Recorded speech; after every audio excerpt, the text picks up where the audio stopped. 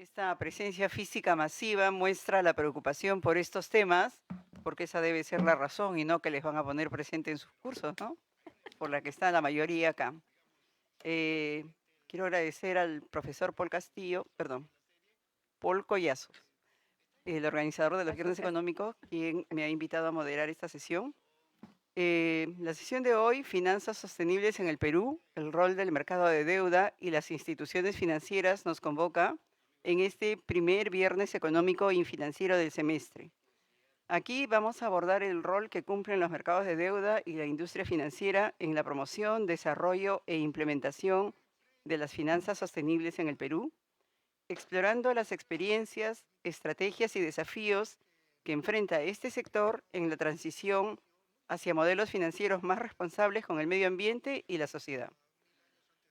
Esperamos que los expositores analicen las iniciativas concretas que buscan integrar criterios ambientales, sociales y de gobernanza en la toma de decisiones financieras para poder reflexionar entonces sobre el impacto del sistema financiero en el desarrollo sostenible del país a través de prácticas innovadoras y la gestión de riesgos climáticos y ambientales. Permítanme presentar a los expositores. El primero es el profesor José Tábara. Él es miembro del directorio del Banco Central de Reserva del Perú y además es profesor principal de nuestro Departamento de Economía. Él tiene un PhD por la Universidad de Massachusetts, además un máster en Política y Gestión Universitaria por la Universidad de Barcelona y la PUC, el magíster en Economía en la PUC y su bachillerato en Ciencias de la UNI. Es autor de publicaciones diversas sobre desarrollo productivo, políticas de competencia y economía política de la regulación, entre otros temas. El profesor Tábara se ha desempeñado como defensor adjunto para los servicios públicos en la Defensoría del Pueblo, ha sido viceministro de Comunicaciones, presidente del CIES, vicepresidente de OCIPTEL, vocal del Tribunal de Apelaciones en Energía y Minería, miembro del Consejo Directivo de Sinermin y Concor TV. Ha sido investigador visitante en el IBI de Barcelona y en la Universidad de Oxford. Ha sido economista principal en Macrocónsul, investigador en DESCO, asesor de la Comisión Episcopal de Acción Social. Y ahí paro porque si no, nos vamos a quedar toda la tarde con el currículum del profesor Tábara. El siguiente expositor es profesor también de la casa, Paul Bringas. Es profesional especializado en finanzas sostenibles, ASG, con más de 25 años de experiencia internacional probada en el mercado financiero. Él ha estado a cargo de administrar el área de finanzas, CFO, inversiones en renta fija y variable, el riesgo crediticio de mercado y de mercados, la tesorería, así como ha estado también a cargo y ha liderado áreas de estrategia. Además, él ha sido gerente de finanzas en COFIDE por varios años, a cargo de bonos de emisiones temáticas y específicamente bonos sostenibles, ¿no? Como nos va a contar seguro ahora. Él es economista PUC con un MBA en finanzas por New York University Stern y tiene el CFA Charter Holder. La tercera expositora es Ana Lucía Pinto de ASOMIF. Ella es ingeniera industrial con amplia experiencia profesional en programas de asistencia técnica con cooperantes internacionales. Desde 2017, ella ha liderado el diseño e implementación de productos financieros verdes orientados a la agricultura sostenible, la biodiversidad, la economía circular, la energía renovable no convencional y la mitigación ante el cambio climático. También ha trabajado en marcos para bonos temáticos y el etiquetado de categorías verdes y sociales elegibles para el sector financiero. Ana Lucía Pinto es MBA de la Universidad Adolfo Ibáñez de Chile, máster en Environmental Governance de la Universidad Albert Ludwig Freiburg de Alemania. Ha hecho también el programa de microfinanzas Boulder, otro programa de Climate Bonds Initiative y programa de economía circular de la Universidad de Chicago. Bueno, con este panel de lujo, entonces vamos a pedir a los expositores que nos presenten sus trabajos entre 15 y 20 minutos. Empezamos con el profesor Tábara, por favor.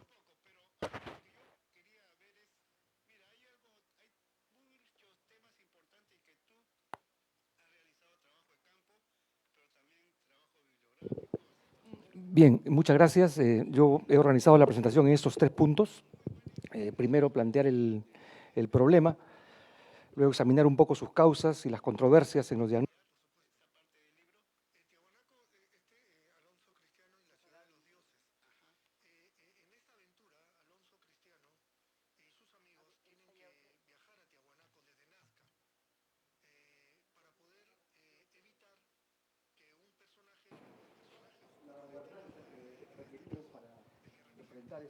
Estos desafíos. Bueno, empiezo.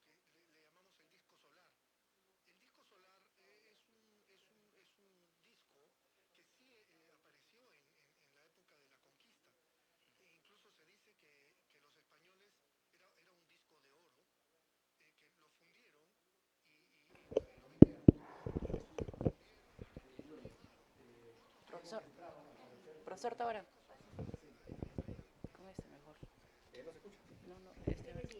Hemos entrado, según la comunidad científica, a una nueva era en la vida de la humanidad y estamos poniendo en riesgo nuestra especie. No es el único observador, analista que lo plantea. Acá tenemos la evidencia más reciente sobre calentamiento global. Cada año se baten los récords de temperatura promedio en el planeta. Las fuentes son de la Unión Europea, de Copérnicus. Tenemos consecuencias evidentes en el derretimiento de nuestros glaciares. Aquí tienen evidencia reciente que justamente muestra cómo ahora aparecen áreas, ¿no? Por primera vez en el lecho rocoso que corresponden pues a una época anterior, ¿no? Ya estamos entrando a una época y de ahí viene el término también antropoceno, ¿no? Esto, como sabemos, trae consecuencias devastadoras. Se han quemado el último año solamente un área del tamaño de Costa Rica, según otras estimaciones en Brasil, un área mayor a la de toda Italia. Esto es de la semana pasada en España, ¿no? Lo que ocurre es que llueve, luego sequía, entonces el pasto se seca y luego una pequeña chispa, tenemos incendios devastadores. Esta es una reflexión del presidente del Banco Mundial, del grupo del Banco Mundial, que hace referencia a esa crisis climática existencial, ¿no? Y él destaca que si no tenemos el sentido de la urgencia de lo que está ocurriendo, no podremos salvarnos quizá. ¿Okay? Estoy citando a fuentes. Y una dimensión de la cual no me voy a ocupar tiene que ver con la relación entre el cambio climático y la desigualdad. Las emisiones, como sabemos, provienen de los países ricos, los países en desarrollo, son muy poco responsables de las emisiones, y sin embargo las pérdidas, las consecuencias de las crisis climáticas, por los impactos físicos las sufren generalmente las sociedades más vulnerables. Las personas con recursos tienen la posibilidad de defenderse, las personas que no tienen recursos son las que sufren las consecuencias, ¿no? Bueno, hace 10 años, Mark Carney, quien es ahora primer ministro canadiense, en ese entonces gobernador del Banco de Inglaterra, luego fue gobernador del Banco Central canadiense, se refiere justamente a la tragedia del horizonte, ¿no?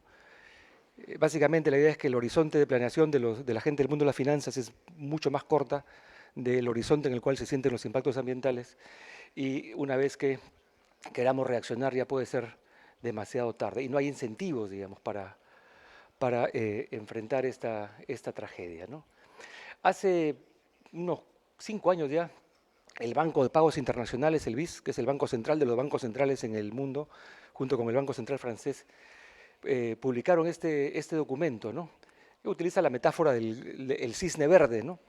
Que es el análogo al cisne negro, ¿no? Que aparece muy rara vez, pero los cisnes verdes, ¿no? La metáfora que transmite la idea pues, que este tipo de eventos son inesperados, tienen impactos graves, de consecuencias duraderas, y que las probabilidades de ocurrencia no están claramente determinadas, es la incertidumbre haitiana, ¿no? Y básicamente lo que puede esto significar para los bancos centrales es que se vean obligados a intervenir al final como rescatistas de último recurso para salvar nuevamente al sistema financiero, como lo hicieron en el 2008 y como lo hicimos también acá en el Perú, incluso no por crisis ambientales, sino por la pandemia del COVID del 2019, ¿no? Bueno, La agenda ambiental es muy amplia, ¿no? Obviamente está muy por fuera de las competencias de los bancos centrales. Las propuestas centrales van por el lado de la transición energética, reforestación, perseguir la tala ilegal, la minería ilegal, infraestructura, ciudades resilientes, reinventar las construcciones, algo se viene haciendo, los océanos, no solamente la agenda verde, la agenda azul es muy importante. Yo estuve hace poco en Medellín, en Colombia, el Fondo Latinoamericano de Reservas organizó una conferencia y las propuestas que salieron son básicamente estas.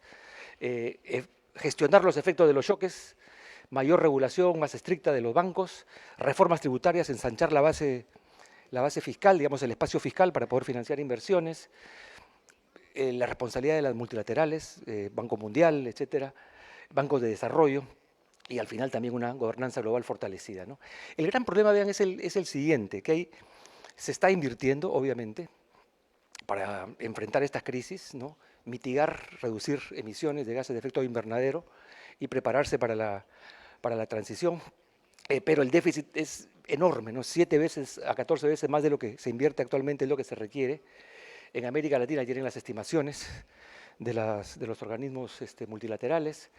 La mayor parte del financiamiento viene de la banca multilateral y de bancos nacionales de desarrollo, pero su magnitud es muy reducida. Nuestro Banco de Desarrollo, COFIDE, Paul ha estado ahí, conoce muy bien la experiencia, representa solamente el 2% de las colocaciones. Tenemos un Banco de Desarrollo que no tiene el tamaño suficiente como para mover la aguja, ¿no?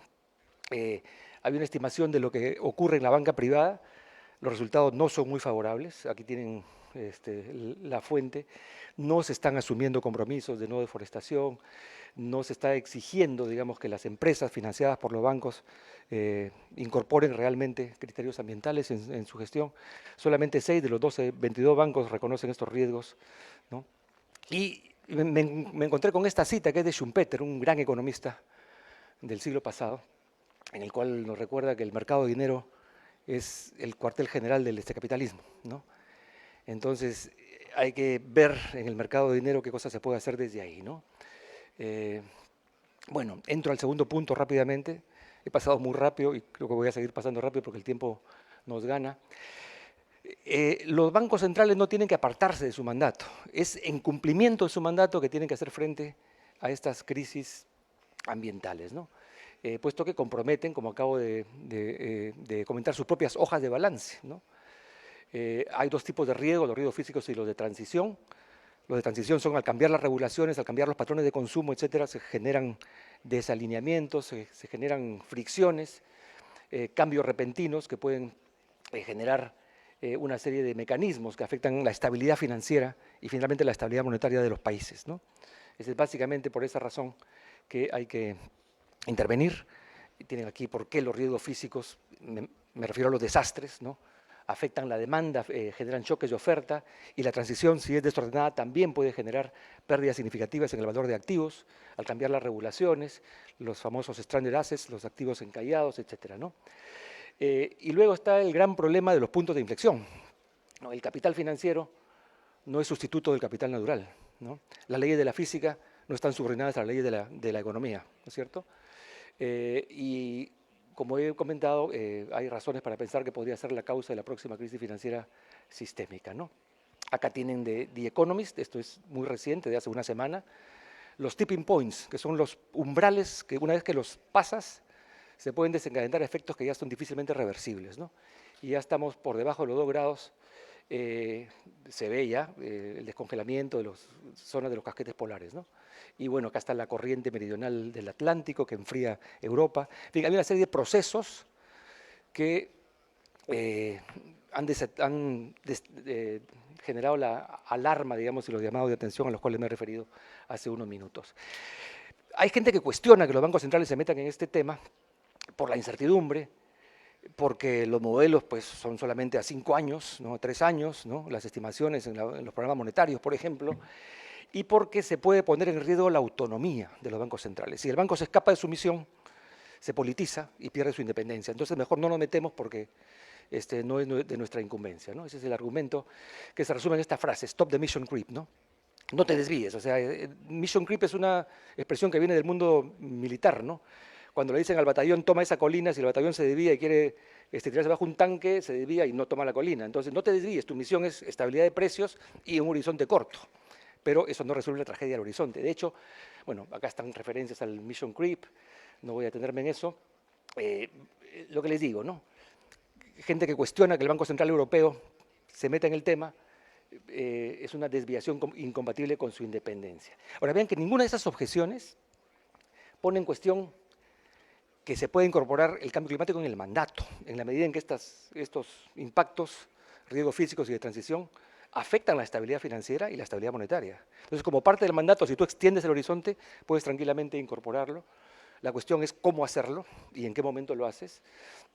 Y de hecho, los bancos centrales fueron investidos de autonomía justamente para evitar los problemas de inconsistencia temporal con los cuales deciden los políticos. Los políticos están decidiendo en función del calendario electoral, ¿no?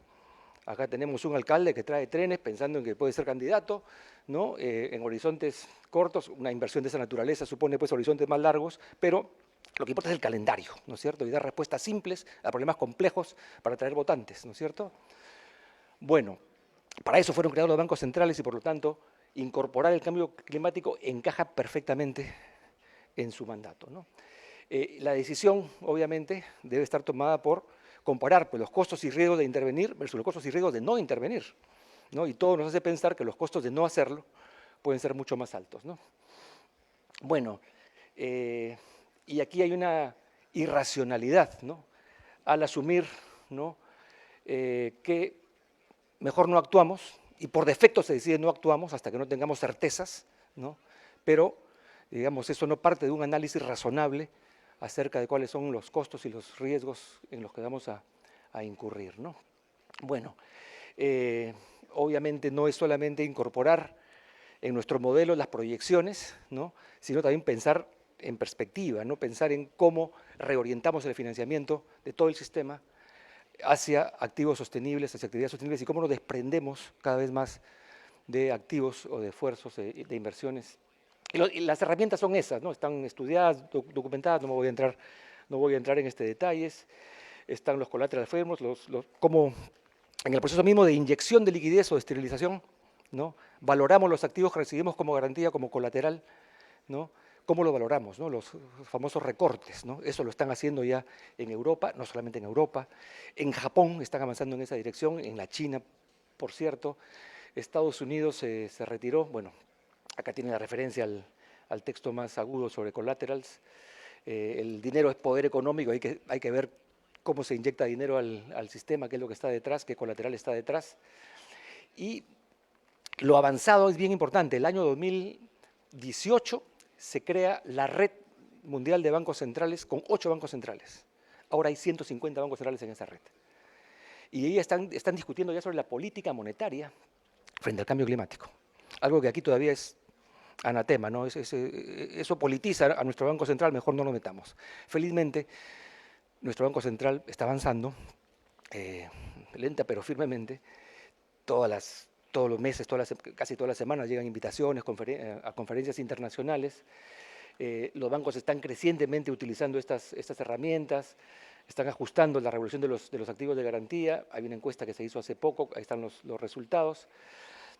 Se están generando tensiones, pero los bancos están asumiendo esas tensiones exitosamente, ¿no? Están actuando con prudencia, están experimentando. Esto es prueba y error, pero esa es la manera de avanzar cuando hay incertidumbre. En el Perú, el Banco Central peruano empezó a adquirir estos bonos verdes, ESG, han subido como porcentaje de las reservas, ahora son el 4%. La SBS publicó ya hace 10 años ese reglamento. El 2021 nos integramos como Banco Central a la red a la NGFS.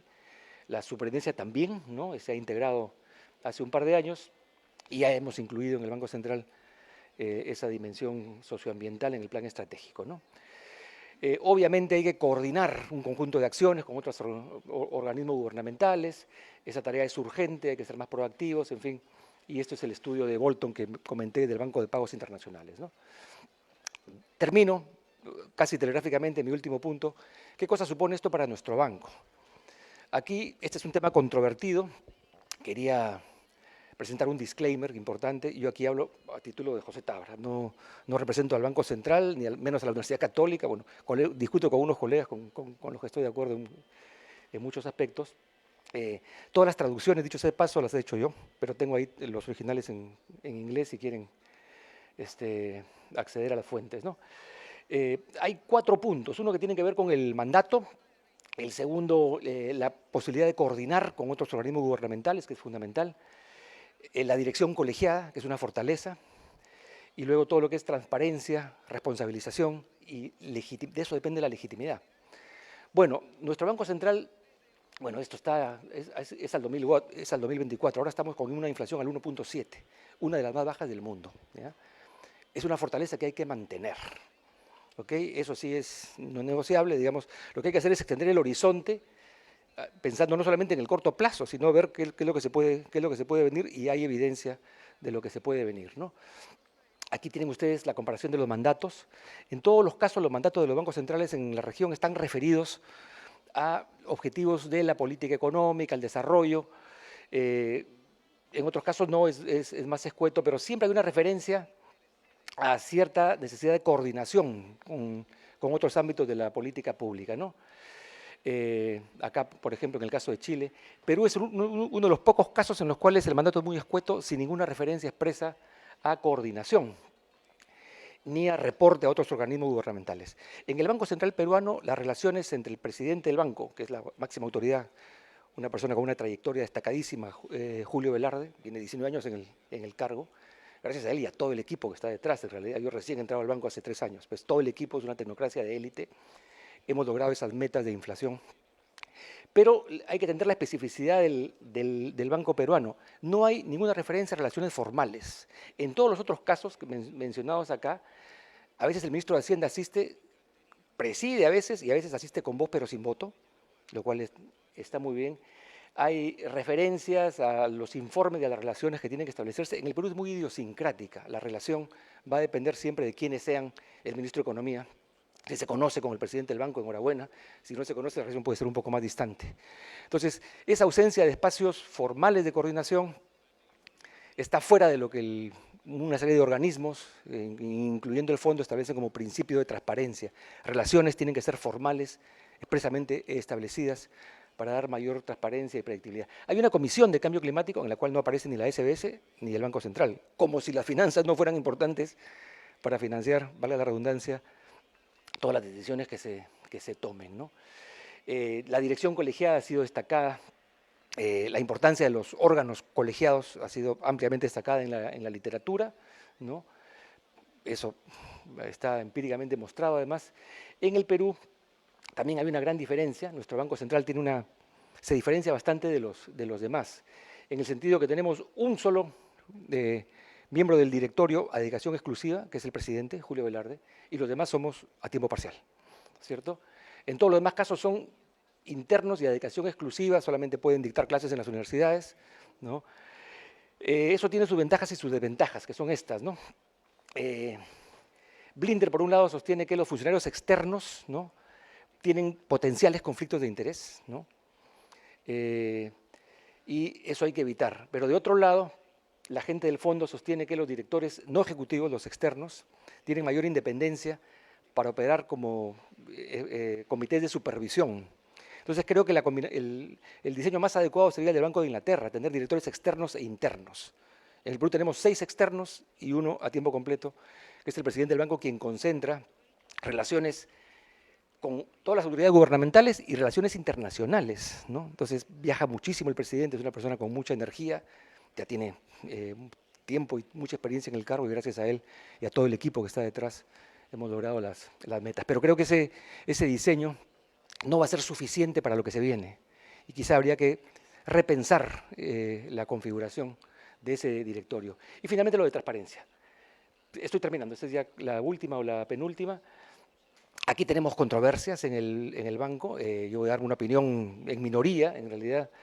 Nuestro banco no publica las actas de las reuniones, ¿no?, de sus sesiones, no publica tampoco los votos, ¿no?, por decisión expresamente adoptada, y eso es una debilidad, ¿no? Incluso las actas a veces contienen, ¿no?, decisiones sobre asuntos controvertidos. Por ejemplo, llega un proyecto de ley del Congreso de la República sobre un tema en el cual el banco no tiene competencias especializadas, ¿no? Temas de política laboral, temas de organización industrial.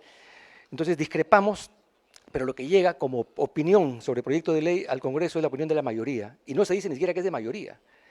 Yo he defendido la posición de que sería mucho más importante que la respuesta sea, hemos discutido en el banco, hay 2 o 3 posiciones, hay distintos ángulos, y tengan ustedes para elevar el nivel de discusión en el propio Parlamento, dada la complejidad de los problemas, ¿no?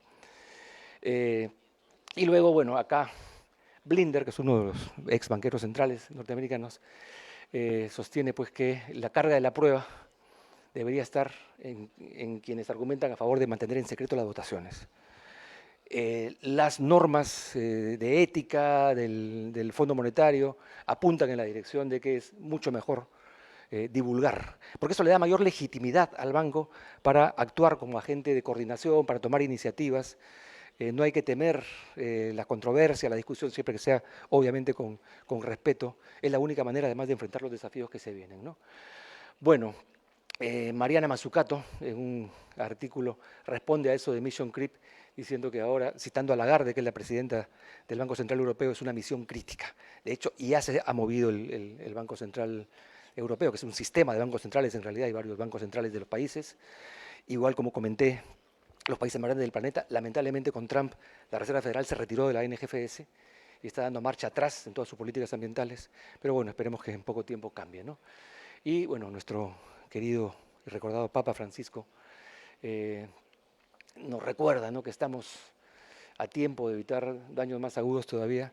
Cuestiona también el paradigma tecnocrático con el cual hemos reflexionado sobre estos temas. Y bueno, llama la atención sobre la dimensión moral y la injusticia económica de estas crisis climáticas, ¿no? Bien, muchas gracias por su atención y espero los comentarios de mis colegas.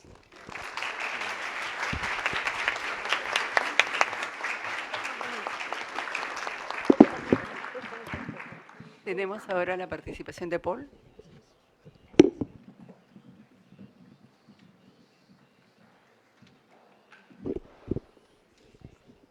¿Qué tal? Buenas tardes. Te voy a contar un poco mi experiencia en la emisión de bonos temáticos, bonos etiquetados. Vamos a ver primero, bueno, definir un poco para tener una idea de qué se trata un bono etiquetado temático en el mercado de capitales local, ¿no? Cómo estos instrumentos han ido ganando relevancia, a pesar de los problemas que enfrenta pues el mercado de capitales local, básicamente los retiros de FP que los ha afectado de forma significativa, ¿no? Y experiencia específica que he tenido de primera mano en COFIDE, ¿no?, donde trabajé hasta enero de este año, ¿no? Ahí hicimos varias emisiones temáticas, incluso COFIDES es ya hoy por hoy el principal emisor temático en el mercado de capitales local, ¿no? Y también tuve la experiencia, una experiencia en el MEF, donde cerramos, bajo mi gestión, el marco del bono sostenible soberano, ¿no? Esto en el 2021, a mediados del 2021. ¿Sí? Entonces, ¿qué son los bonos temáticos o bonos etiquetados, ¿no? También se les conoce como bonos etiquetados. Básicamente son bonos, ¿no?, como cualquier otro bono, sin etiqueta, hay que cumplir los mismos requisitos, ¿no?, y regulaciones que debe tener un bono sin etiqueta, pero además unos requisitos adicionales que justamente le dan esa etiqueta, ¿no? Y el requisito es un compromiso para usar los recursos, ¿no?, captados al emitir el bono. Acuérdense que cuando uno emite un bono es como tomar una deuda, ¿no? Se está financiando. Entonces el tema es de que hay un compromiso para usar los recursos que se captan vía la emisión en proyectos, por ejemplo, con impacto ambiental positivo, en ese caso sería un bono verde, ¿no? Si es con proyectos con impacto social positivo, ¿no? Por ejemplo, ahí está el tema de inclusión financiera, ¿no?, también de ayuda a empresas lideradas por mujeres, temas de género, en ese caso es una etiqueta social, y si se combinan ambos, es entonces un bono sostenible. ¿Sí? ¿Cuáles son los beneficios? Un poco aquí resumiendo, para los diversos participantes en una emisión temática. Por el lado de los emisores, como pueden ver ahí, proporciona una fuente adicional de financiamiento, hay una diversificación de la base de inversores, hay mucho interés ahora en el mundo por todas las finanzas sostenibles, ¿no? Incluso ya algunos inversionistas importantes tienen fondos dedicados exclusivamente a invertir en este tipo de instrumentos, ¿no? Y obviamente también hay un tema reputacional, ¿no? Que les interesa pues en general a todas las empresas y países, ¿no? ¿Cuáles son los beneficios para el inversionista? Obviamente no hay una renuncia a los rendimientos, ¿no? Los inversionistas buscan igual tener rendimientos alineados a los riesgos que se asumen, ¿no? Esa parte no se va a ver afectada, pero añaden los beneficios medioambientales y o sociales. Entonces hay que cumplir obviamente con los requisitos ESG, como vemos aquí, y eso también permite aumentar la transparencia y responsabilidad en el uso de los recursos que gestiona. Y obviamente se beneficia también el ecosistema, ¿no? El mercado de capitales como tal y obviamente la economía y el planeta, ¿no? Como vimos en la presentación anterior, ¿no? Entonces estimula la reacción positiva en el mercado de valores, ¿no? Fomenta innovaciones ecológicas y sociales, ayuda a la transición para economías bajas en carbono, mayor eficiencia en recursos, en el uso de recursos, y también a contribuir en oportunidades de desarrollo sostenible, ¿sí? Entonces, aquí el mercado de capitales local, el tema de sostenibilidad, como ven ahí, a través de la Bolsa de Valores de Lima, esto inicia en el 2018, cuando se publica la guía de bonos sostenibles, luego hacia el 2021 se publica, se hace un update, ¿no? de esa misma guía. Esto sigue los principios internacionales del ICMA, ¿sí? Que es un instituto a nivel internacional que da los lineamientos, ¿no? Pero sin embargo, aún la penetración es baja, ¿no? Nuestro mercado de capitales, como les decía, es, por ejemplo, superado ampliamente incluso por nuestros vecinos, ¿no? Países vecinos con problemáticas similares a la nuestra, ¿no? Como Colombia y Chile. Se requiere mayor difusión. Bueno, aplican obviamente para los bonos etiquetados los mismos problemas que tenemos para los bonos sin etiqueta, el mercado de capitales en general, que como ya vimos es un mercado, bueno, vamos a ver más adelante, que ha sido pues fuertemente afectado por los retiros de las AFPs, van 7, ¿no? E incluso se está hablando de la posibilidad de un octavo, ¿no? Existen organizaciones que fomentan el desarrollo de las finanzas sostenibles. En el Perú, la más resaltante es el PIR, el Programa de Inversión Responsable. Busca justamente fomentar el uso de estos instrumentos. Aquí pertenecen los principales actores del sistema, ¿no? Están los fondos de pensiones, bancas, cajas municipales, agencias clasificadoras de riesgo, entre otros, como ven aquí. También el Banco de Desarrollo, COFIDE, es parte del PIR. Entonces, este es un mapeo de nuestro mercado de capitales. Ven ahí las emisiones que han habido en los últimos años. Se ve una recuperación en monto emitido, ¿no? Estas son emisiones locales, llegando a superar los 4.000 millones de soles en los 2 últimos años, en el 23-24. Obviamente fue muy afectado pues, durante la pandemia, ¿no? Entonces ya se ve alguna recuperación. Sin embargo, como ven ahí, está muy concentrado en instrumentos de corto plazo, ¿sí? Estos son instrumentos de money market que van hasta un año, ¿no? Básicamente papeles comerciales. Es ahí donde se concentra pues todas las emisiones, como ven aquí. Hay cierta recuperación. Sin embargo, la parte que no se ve aquí y no es tan positiva es que si uno se va más para atrás, no lo tenemos aquí, pero antes de la pandemia el nivel de emisiones era el doble, ¿no? Hablábamos de 8.000 millones, ¿no? Entonces, ahí está el efecto justamente que ha tenido estos retiros de las AFPs, ¿no? Le quitó dinamismo al mercado de capitales local. Esto es para que vean un poco por sector económico, ¿sí? Los principales emisores dominados por el sector financiero, ¿sí? Casi el 80%, servicios públicos y otros luego, ¿no? E instrumentos de corto plazo, como veíamos, ahora representan casi el 90% del total de emisiones, ¿no? Y la diferencia son bonos que son a plazos ya mayores a un año. Esta figura obviamente ha cambiado, ¿no? Antes de la pandemia los instrumentos de corto plazo eran la menor proporción. ¿Sí? Por tipo de inversionista, ¿quiénes son los principales inversionistas? Las AFPs. La buena noticia es que las AFPs han vuelto al mercado, ¿no? A pesar de estos retiros, porque han adecuado sus portafolios, ¿no? Ahora están buscando instrumentos más líquidos, entonces se han focalizado en la parte corta de la curva, ¿no? Eso obviamente ahí está la demanda y por eso los emisores salen a colocar sus instrumentos en esa parte justamente, ¿no? Por eso las emisiones ahora, en su gran mayoría, como vimos, están en la parte corta, ¿no? Es un tema de oferta y demanda, ¿no?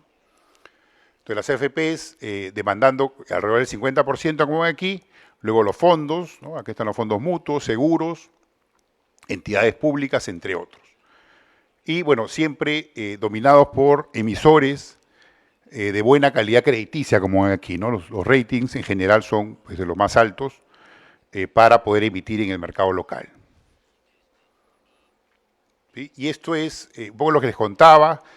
Yo estuve en el MEF, ¿no? En la Dirección General del Tesoro y Endeudamiento Público, durante alrededor de medio año, ¿no? El 2021, justo antes de las elecciones, las últimas elecciones presidenciales, y allí, esto por mi interés también en lo que son finanzas sostenibles, promoví mucho el tema del marco del bono soberano sostenible. Un marco de un bono es un documento que da los lineamientos generales para la emisión de un bono. Es un requisito indispensable para emitir un bono etiquetado, ¿no? Entonces ya, por ejemplo, Chile tiene una experiencia de emitir bonos soberanos etiquetados desde hace muchos años, lidera la región. Entonces, también obviamente en el Perú es importante seguir ese ejemplo, ¿no? Entonces, bueno, cerramos el marco del bono, la idea era emitir. Esto, acuérdense, el 2021 yo estuve en el MEF hasta julio del 21. Como les comentaba, hubo justo una elección, ¿no? La última elección presidencial. Para no entrar en temas políticos, lamentablemente ganó un candidato con un discurso no muy amigable al mercado, por no decir antimercado, y el mercado se cerró, ¿no? No se podía emitir, más bien hubo una fuga de capitales, ¿no? Cerca de 20.000 millones de dólares se calcula que salieron del mercado. Entonces, se nos fue imposible hacer la emisión, sin embargo, el marco quedó ahí y luego las emisiones se dieron hacia fines de ese año, ¿sí? Cuando el mercado ya se tranquilizó, ¿sí? Entonces, ¿cuál es el contenido que tiene este marco del bono sostenible? ¿No? Los principales aspectos es el uso de recursos, como les decía, un compromiso para usar los recursos en proyectos con impacto ya sea ambiental o social positivo, o la combinación que sería pues un bono sostenible, ¿no? Hay una lista de exclusión, hay categorías elegibles, tanto sociales como verdes, la gestión de los recursos, y luego hay un reporte además de seguimiento. Una vez hecha la emisión, se reporta año a año si están cumpliendo con estos lineamientos, ¿sí? Entonces, ¿cuáles son las categorías? Como ven ahí, en las categorías verdes, tenemos ahí la mayoría, son 8 categorías, ¿no? Que se definieron en el marco del bono, lo pueden ver ahí, desde manejo de residuos, edificios verdes, energías renovables, ¿no? Eficiencia energética, uso de agua, ¿sí? Aguas residuales, entre otros, ¿no? Y luego están también las categorías sociales, como ven ahí, acceso a vivienda, apoyo al sector microfinanciero, a las MIPYMES, y apoyo a grupos vulnerables también, ¿no? Había una cartera, recuerdo que el MEF, mucho más marcada hacia el lado social, ¿no? Obviamente por ser un país en desarrollo con muchas necesidades sociales, sin restarle importancia, obviamente, al tema ambiental, ¿no? Pero básicamente, para ser práctico, pues la gente necesita alimentarse, ¿no? Día a día y cumplir con sus necesidades básicas, ¿no? Entonces, por ahí iba la necesidad primordialmente. Y aquí están justamente las emisiones, que bueno, lamentablemente no se pudieron dar en mi gestión, ¿no? Nos quedamos ahí, digamos, con esa tarea por cumplir. Sin embargo, dejamos el marco del bono sostenible, ¿sí? Y como ven ahí, las emisiones se dieron ya con el uso de este marco hacia fines del 2021, ¿no? Se emitió un bono sostenible por 3.250 millones de dólares y un bono social por 1.000 millones de euros ese mismo año, ¿no? Hacia fines del 2021. Más recientemente, el marco ha sido usado también, incluso ya ha sido, tiene un update, ¿no? Se ha renovado, se han incluido algunas categorías adicionales, y hacia el 2023 se ha emitido otro bono sostenible, pero en soles, ¿sí? En moneda local por, como ven aquí, un monto importante, más de 16.000 millones de soles. ¿Cómo fue posible emitir tanto? Porque no todo fue nueva deuda, algo más de 7.000 millones de soles fueron nueva deuda, y la diferencia, algo más de 9.000 millones, fue canje de deuda.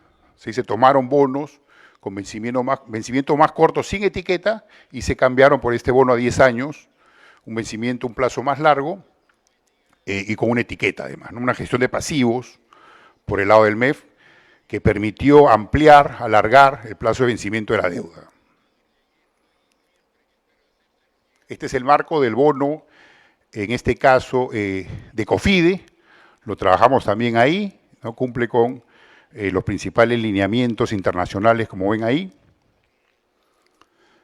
Y esto es más reciente, esta experiencia que tuvimos hacia inicio del 2024, COFIDE emitió su primer bono etiquetado internacional, un bono social, ¿sí? Nos tocó un contexto también complicado, porque recuerdo que la semana que estábamos en el roadshow para emitir el bono, hubieron estos ataques a Israel, de Irán a Israel, ¿no? Lanzaron unos misiles, los primeros, ¿no? Porque han estado ya luego, incluso el problema continúa, ¿no? Pero los primeros misiles y drones, digamos, fueron lanzados justo en esos días. Entonces el mercado se puso muy nervioso, el mercado se cerró incluso, y tuvimos que esperar unos días para hacer la emisión. Sin embargo, aquí salió a relucir la importancia de la etiqueta, ¿no? Porque los inversionistas sí mostraron interés en mantener la demanda, ¿no? Obviamente esperando que las condiciones de mercado mejoren para poder participar. Entonces yo creo que el tema de tener la etiqueta sí finalmente ayudó a que se lograra colocar el bono a pesar de esta coyuntura. Y bueno, para hacer un poco de publicherry también, ahí se logró ganar un premio, ¿no? a COFIDE, nos dieron el premio del ESG Bond of the Year.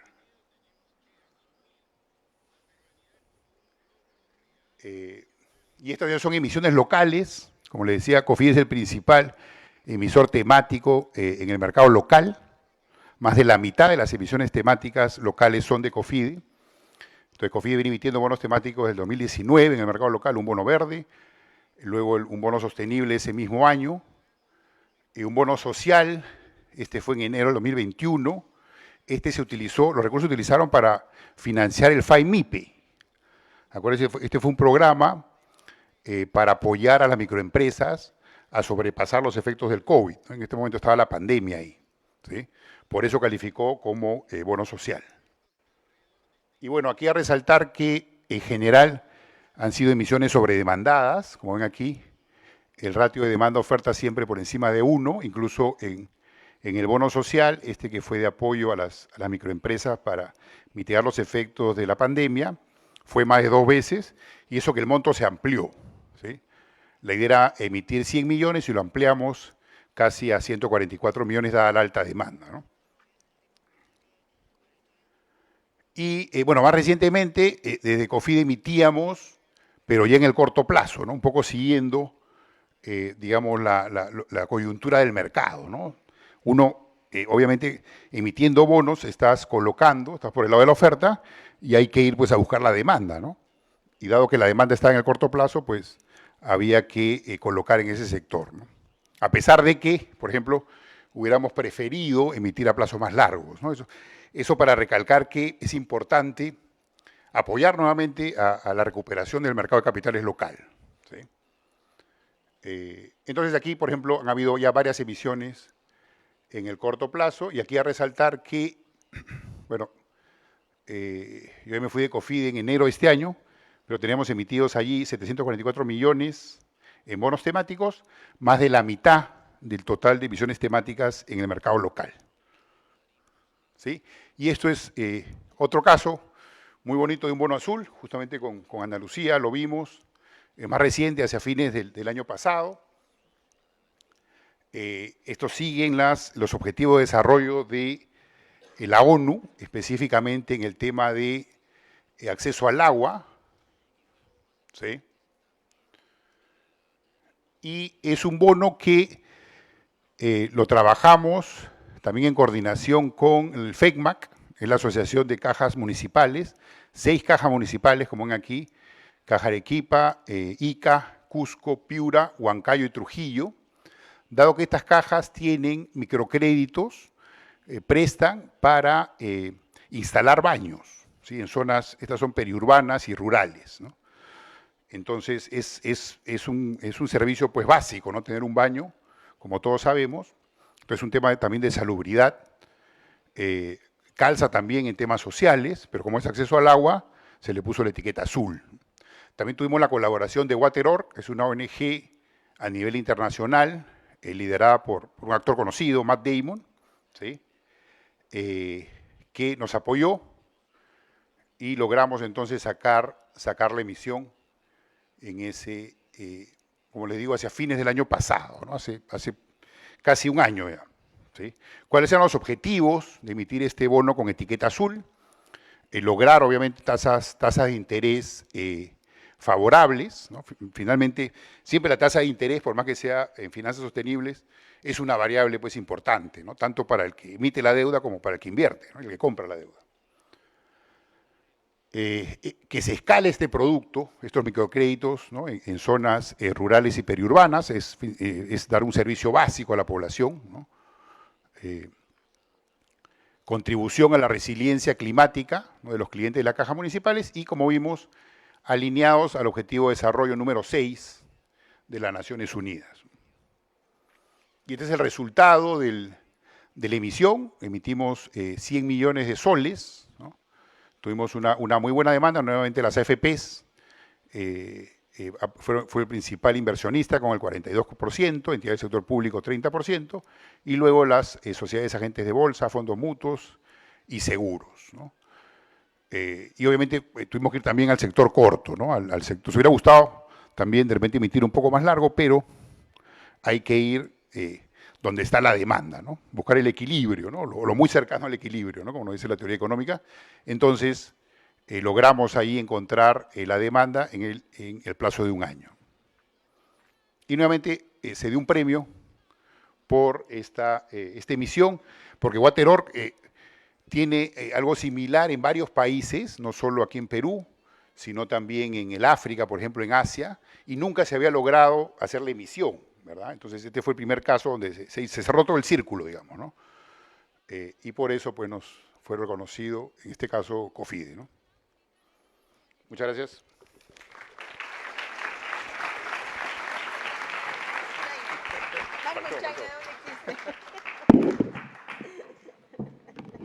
La próxima edición, Bank of China. Iniciativas de finanzas sostenibles en Bank of China. Bueno, yo voy a tratar de acoplar, digamos, bueno, ante todo, gracias a Paul Collazos por la invitación, bueno, desde el mundo de las microfinanzas, aportar ciertos aspectos que podrían ser también de interés de ustedes. Del mundo del contexto, que lo dio muy bien el profesor Tábara, vale la pena que tengamos en cuenta que Perú forma parte del Acuerdo de París del 2015. Perú tiene, se dice, las contribuciones nacionalmente determinadas, NDCs, ¿ya? Y esto, Perú tiene 62 medidas específicas por mitigación y 93 medidas por adaptación. Entonces, la cancha está rayada para Perú, porque sabemos que por Acuerdo de París lo que se busca es que haya una reducción de 2 grados centígrados en las temperaturas, ¿no? Entonces, Perú, al ser signatario de Acuerdo de París, tiene la cancha rayada. Y ahí hay actores primarios y secundarios, y los sectores económicos producen, obviamente con un facilitador como Ministerio del Ambiente, tiene que reportar año a año qué están haciendo para cumplir las medidas, ¿no? Entonces eso también es parte importante tener en cuenta. Siguen haciendo instrumentos públicos. Perú a nivel regulatorio y política pública tiene un montón de instrumentos a nivel de temas ambientales. Hace una semana se lanzó la hoja de ruta del sector manufactura de economía circular. Entonces, si podríamos dar un ámbito, digamos, regulatorio y político, Perú tiene los instrumentos. Lo que falta son las inversiones y los proyectos. Como decía Paul, cuando se hizo esa primera emisión de un bono soberano sostenible que llegó en su primer momento a levantar 4.000 millones de dólares, también el cooperante, que en esa época era GEI, también ganó un premio por el monto, ¿no? Entonces, también fue muy importante. De lo que menciona por Chile, es verdad, Chile ha logrado que su deuda pública sea 34% a través de emisiones temáticas, ¿ya? Chile está muy activo en temas forestales, buses eléctricos, o sea, las inversiones públicas de de Chile prácticamente ya son verdes, ¿ya? Entonces eso también hace una gran diferencia. Eso nada más por un lado. Del estándar que hablaba Paul, y creo que faltaba acotar un actor más, es el International Capital Market Association. Para todos estos instrumentos financieros siempre existen los lineamientos internacionales, ¿no? Entonces, el jugador que marca las reglas es el ICMA que mencionó Paul, y adicionalmente hay un nuevo actor, se llama el Second Party Opinion, ¿ya? O sea, significa que hay una entidad que fija que los lineamientos del bono temático fueron correctamente aplicados en la metodología. Y este Second Party Opinion, o revisión de segunda parte en español, lo hace tanto por el marco, que es el instrumento financiero, como en el reporte de impacto y asignación de recursos.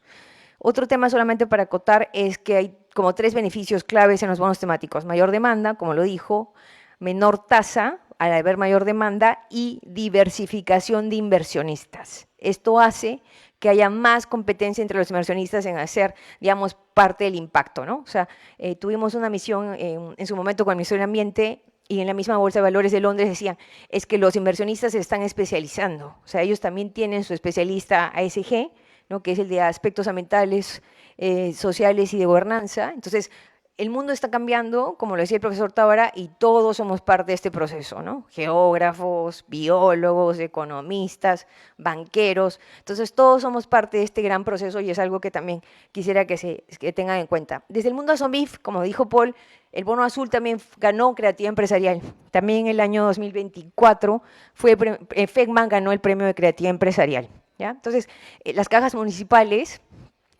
dan más de 1.000 créditos de agua y saneamiento. Más de 1.000 créditos de agua y saneamiento.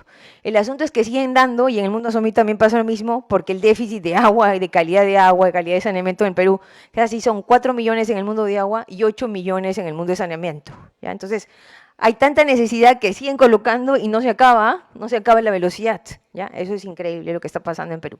Pero bueno, desde el mundo ASOMIF, que es el gremio privado, saben que en gremios en el sistema financiero es ASBank, FECMA y ASOMIF, ¿no? Obviamente son los gremios de las entidades financieras reguladas. Otra acotación es que la norma SBS, que es la 1928-2015, que tuvo participación directa ahí por Collazos, sigue vigente. O sea, y los bancos también tienen un estándar internacional, que son los principios de Ecuador. O sea, en el Perú, o sea, hace muchos años, a partir de proyectos de inversión de más de 10 millones de dólares, en los Project Finance se analiza la parte socioambiental. O sea, los due diligence socioambientales en la banca están hace 20 años. La norma llegó en el 2015, pero los principios de Ecuador, por un Scotiabank, BBVA, todos los bancos internacionales, también está en Perú, ¿ya? Lo que nos falta es un poco el enforcement, ¿no? Como dicen. O sea, la norma está, pero, digamos, la SBS ha tomado un rol más facilitador que regulador en el mundo socioambiental, pero bueno, esperemos que eso pronto cambie. Solamente para acotar lo que son las finanzas sostenibles, que lo hemos venido conversando, en el mundo de finanzas verdes es que ya todo 100% verde, ¿no? Todo el tema ambiental. Las finanzas sostenibles ya se habla de los ESG o ASG, que ya se habló y ahora casi que siempre dices finanzas sostenibles ya son los aspectos ASG, y las climáticas, que es lo que les acabo de comentar, en el mundo de mitigación y en el mundo de adaptación, ¿ya? Tenemos que fijar eso, ¿por qué? Porque la cancha se rayó. Entonces, los bonos temáticos, cuando se hacen las categorías elegibles, el estándar hace que tú también hagas el alineamiento al ODS, o sea, el Objetivo de Desarrollo Sostenible, y adicionalmente en el mundo verde, cuando son categorías elegibles verdes, le haces una columna adicional donde dices a qué NDC estoy contribuyendo, ¿ya? Eso el marco del Bono Soberano Sostenible de Perú lo tiene, el de COFIDE también. Entonces, también otro mensaje que queda claro es que estábamos en un mundo gris, pues no, las finanzas eran las tradicionales y que obviamente bonos vanilla y los créditos vanilla, y pasamos al mundo sostenible donde ya incluye el tema social, y en el mundo verde también hay los bonos verdes y también hay los bonos vinculados a la sostenibilidad. No están muy usados en Perú, pero Chile y Uruguay ya tienen bonos soberanos vinculados a la sostenibilidad. ¿Qué significa esto? Que lo que manda es el KPI, ya no la categoría, sino el KPI. Por ejemplo, Chile ha dicho que su energía renovable no convencional va a pasar de 5 a 20%. Entonces ya el KPI manda y la tasa de interés de ese bono va en función al cumplimiento del KPI. Obviamente pones una meta y pones un plazo de cumplimiento de la meta. Uruguay ha dicho, tiene dos categorías en el mundo de bonos vinculados y es más que todo en el mundo de forestación, o sea, lo que significa la forestación. Ya lo habíamos dicho, pero obviamente ahí solamente el tema de bonos verdes, acoplados obviamente directamente a categorías de elegibles verdes. Bonos sociales son lo que es temas de grupos vulnerables, MIPYMES lideradas con mujeres, como había comentado Paul, es el mundo social. Y los bonos sostenibles son de incorporarán ambos, ¿no? El mundo social y el mundo ambiental. Y el ICMAF establece los guidelines para cada tipo de bono, ¿no? O sea, cada tipo de bono incluye sus propios lineamientos y es la combinación. Y por eso también decía que la cuarta categoría que valdría la pena hacer, porque la tendencia es ir a los bonos vinculados a la sostenibilidad, y también tiene su propio estándar, ¿no? Entonces, eso creo que también vale la pena que se lleven, o sea, revisar los Sustainability Linked Bonds, ¿ya? Porque eso es lo que manda ahora. O sea, el KPI, que te fija una meta en una duración de tiempo y la tasa va a ir en función del cumplimiento, ¿ya? Los bancos ya han desarrollado también los préstamos vinculados a la sostenibilidad. Un caso de VA de un préstamo a Ferreiros de eficiencia energética. Y si tú haces cambios, digamos, y reduces el consumo de energía, también tienes un premium en el tema de tasa de interés o ampliación de plazo. O sea, así también como hay préstamos sostenibles, también hay préstamos verdes y también préstamos vinculados a la sostenibilidad. Solamente un poco para dar las cifras en la región de lo que significan los bonos verdes, obviamente hay una buena participación de las categorías elegibles en temas de energía renovable y el tema de transporte. Transporte, ¿por qué es importante? Porque 40% de las emisiones de Perú también son por contaminación de transporte. Entonces, ese tema de los trenes también es importante porque a pesar de que son trenes que hoy, pero igual se supone que son trenes eléctricos, entonces desde el mundo verde podría ser algo que es a favor. Lo importante es obviamente que funcionen, ¿no? O sea, si son trenes eléctricos no funcionan, entonces ahí no ha habido gran avance. En temas, digamos, sociales, eso ya es muy, digamos, relacionado a temas de educación, salud, vivienda, entonces eso, desarrollo y crecimiento de las MIPYMES. Entonces, por eso en el mundo de microfinanzas es, digamos, un camino natural pasar al bono temático porque el portafolio se tiene. O sea, el mundo de microfinanzas trabaja en el mundo de MIPYME, entonces eso no es difícil. El asunto es llegar al mercado de capitales, porque el bono temático es un instrumento de mercado de capitales. En el mundo de ASOMIF hay 4 jugadores, Compartamos, Mi Banco, con Financiera Confianza y Financiera Surgir del Grupo Santander, que estamos impulsando también a que vayan a los bonos temáticos. Entonces, en los SLBs también eso obviamente es algo que está todavía en desarrollo y, como les decía, Uruguay, Chile y Brasil son también por tamaño más importantes. Solamente para que no se lleven un poco solamente el mundo de bonos temáticos, estoy incluyendo en la presentación un tema de lo que son productos financieros verdes, ¿ya? O sea, ¿por qué? También es importante no solamente el mercado de capitales con la captación de recursos, sino también porque ya no directamente microcréditos verdes, ¿ya? Un poco para que también se lleven eso. Bueno, solamente para que conozcan el mundo ASOMIF, son 14 entidades, entró hace poco Surgir, y desde un gremio, ¿por qué estamos en este nuevo rol? Porque la cooperación internacional busca trabajar con un gremio, porque el gremio recibe recursos y hace cosas enlatadas para todas las IFIs que hay en el gremio. Entonces, ese es el poder de un gremio en finanzas sostenibles, ¿no? El cooperante le gusta trabajar con un gremio porque se hace un solo manual, generas estrategias de marketing compartidas, o sea, es lo que pasó con Wateror, ¿no? O sea, trabajas con el gremio y desde ahí se articula para todas las entidades componentes del gremio. El mundo ASOMIF hace casi 8.000 millones de dólares en colocaciones en el mundo del crédito, más de 8.000 millones también en el mundo del depósito, entre créditos y depósitos 11 millones de clientes atendidos, en el mundo de agencias, obviamente de todo el sistema a nivel nacional, casi 1.600 agencias, ¿no? Entonces, obviamente también teniendo a Mi Banco, es casi un tercio de las colocaciones que tiene ASOMIF. Damos un doble clic a Amazonía, también porque también justamente hay mucha visión del cooperante de trabajar todos los temas verdes en Amazonía, ¿no? En el mundo ASOMIF son 150 agencias en Amazonía. Estas son las ventanas que el día de hoy están corriendo en el mundo ASOMIF con asistencia técnica internacional. Viene una iniciativa muy interesante que es el BITINVEST, que se está replicando de Guatemala a Perú. Ahí sí estamos los tres gremios, ASBAN, FEMA y ASOMIF. ASOMIF tiene un rol facilitador porque fue una iniciativa, digamos, que ya se venía articulando, y es la taxonomía social. Así como existen los ex-use para las actividades económicas, van a haber los use verdes por la taxonomía verde y los use sociales. Los use sociales es, por ejemplo, que a los bancos y a las entidades financieras no solo nos tiene que importar créditos a mujeres, nos tiene que importar a créditos a mujeres en Huancavelica, créditos a mujeres que solamente tengan educación primaria. O sea, necesitamos hacer un segundo clic. Y estuvimos en una reunión con AECID de España y me gustó mucho porque hablan de que los bancos necesitamos hacer una hipersegmentación. Así como cuando ofreces tarjetas de crédito y ves qué persona viaja más y a él le vas a dar bonos especiales o al que sabes que va a viajar más, en el mundo social también es importante tratar de identificar grupos estratégicos específicos. Con los alemanes se ha cerrado un curso de finanzas sostenibles online. GEI es un organismo que también está basado en Corea y nos está acompañando en un tema de diagnóstico ASG. El Betas de Suiza nos va a acompañar, ya está en piloto con Caja Los Andes, créditos de bombas de agua con paneles solares. Es el tema para uso de agua subterránea en zonas altoandinas ya con un concepto verde. Finance Emotion y la Green Zone de Alemania, que también son muy fuertes en acompañamiento a temas verdes en el sistema financiero. Y también estamos lanzando, y aprovecho en comentarlo, Perú tiene una norma local SBS para la atención de personas con discapacidad.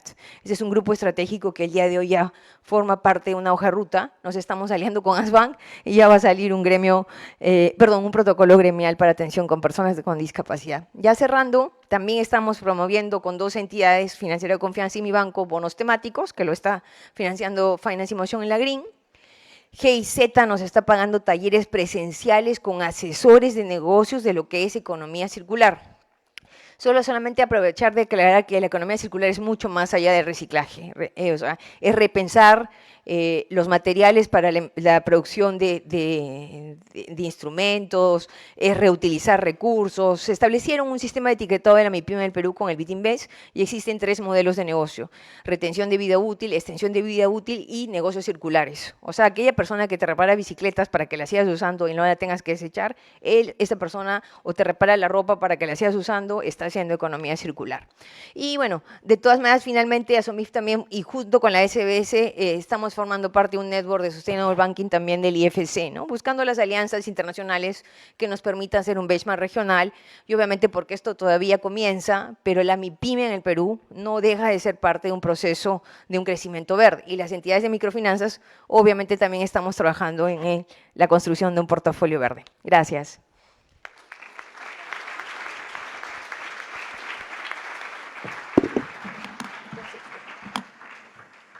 Bueno, hemos cumplido cabalmente con el tiempo que habíamos esperado para las 3 presentaciones. Por razones de trabajo, el profesor Paul Bringas ha tenido que retirarse. Espero que las preguntas relacionadas con su exposición, seguramente los 2 expositores la pueden cubrir, y si no, se las haremos llegar oportunamente al profesor Bringas. Quisiéramos ahora invitar a preguntas para los expositores. Pueden levantar la mano. Seguramente también vendrán preguntas a través de Facebook o de los canales que están transmitiendo esta presentación, este Viernes Económico. ¿Preguntas? ¿Comentarios? A Luis, allá al fondo primero y después al fondo. Puedes volver a levantar la mano porque no te vemos ahí. Brevemente y directo a la pregunta, por favor. Sí, lo anoté. ¿Qué tal? Es para el profesor Tábara. Estando de acuerdo con que los bancos centrales deberían tener un rol elemental para enfrentar la crisis climática, quisiera cuestionar que estos tengan el poder real para hacerlo, no por razones técnicas ni siquiera legales, sino políticas. Como nos recordó el profesor Bringas, en el mercado monetario y de deuda soberana, el Estado propone pero el mercado dispone. Y el mercado podría disponer que, por más que legalmente se pueda argumentar que cuidarse de los efectos materiales del cambio climático está dentro del mandato de los bancos centrales, esto no sea parte de su rol legítimo y, por tanto, quitarle su confianza, cerrarse, irse y causar una devaluación, por ejemplo. me parece un problema constitucional al fin del día, ¿no? Vamos a ensayar, si les parece, pregunta y respuesta, pero si hay una ola masiva de preguntas, iremos agrupándolas. No sé si quieres contestar, Pepe, o prefieres esperar otra pregunta. Depende de ti. ¿Sí? Ok. ¿Había una pregunta por allá? Por favor, Luis, al fondo.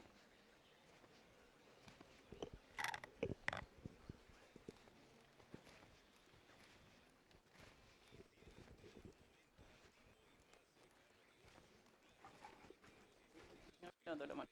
¿Tú? Ok. Buenas. Bueno, mi pregunta iba por el lado de, para cualquiera de los expositores.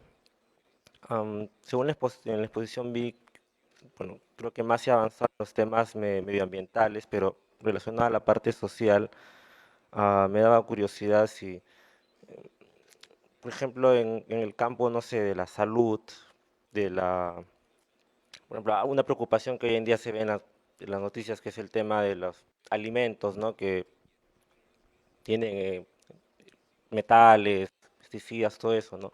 Así como o el tema de la pequeña agricultura, no sé, tema de salud en general, como si en el Perú todavía es posible que se pueda usar ESG en esos rubros, si ha habido experiencias en otros países, ¿no? El financiamiento agrario, seguros, microcréditos, en fin, ¿no? Ok, una pregunta más, si hubiera, profesor Collazos.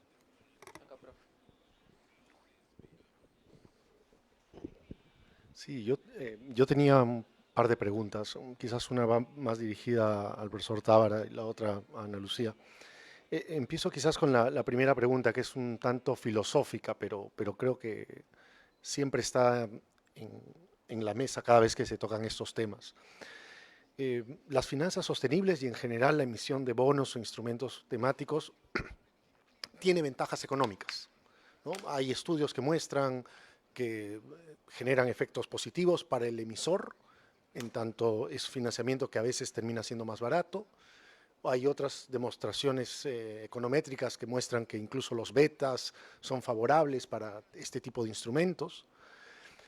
Pero al margen de esos beneficios económicos que hacen que la racionalidad de promover este tipo de prácticas sea primero rentable, no hay la pregunta más bien ética de independientemente del ángulo económico, independientemente de que esto sea beneficioso financieramente para el emisor o para el comprador de estos bonos, lo correcto es promover estas prácticas desde el punto de vista moral, desde el punto de vista ético.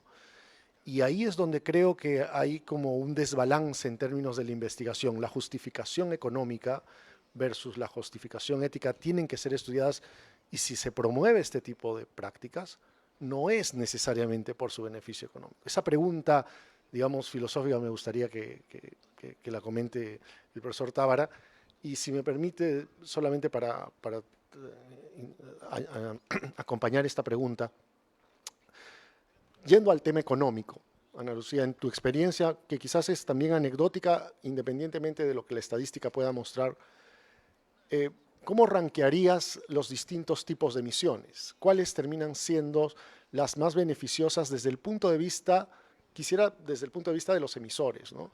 Bonos verdes, bonos azules, bonos sociales.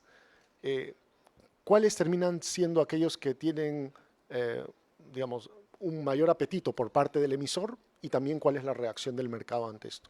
Gracias.